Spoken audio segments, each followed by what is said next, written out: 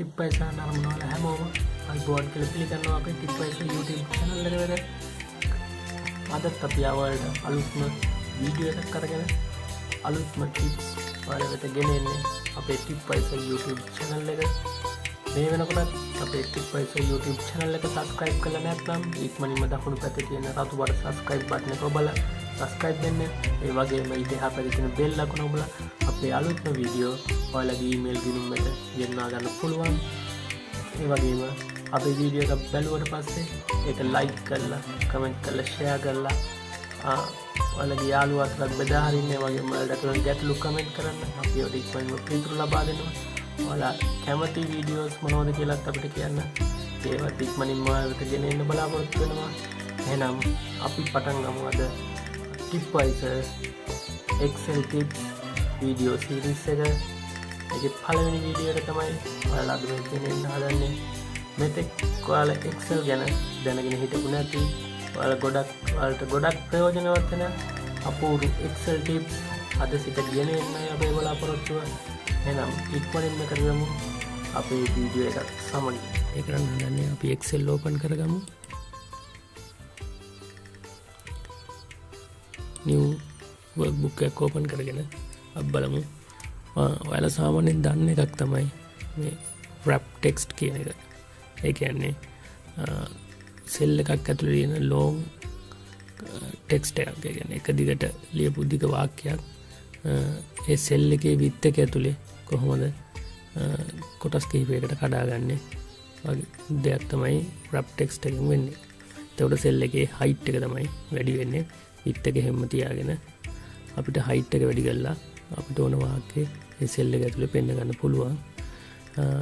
ඒක තමයි අපි ගන්න සාමාන්‍ය දේ.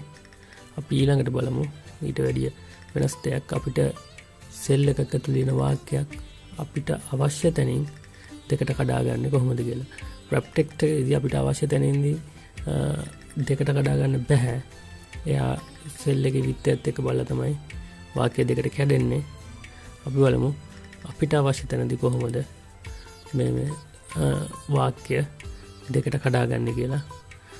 අපි සරල වාක්‍යයක් ලියාගමු. අක්කෝ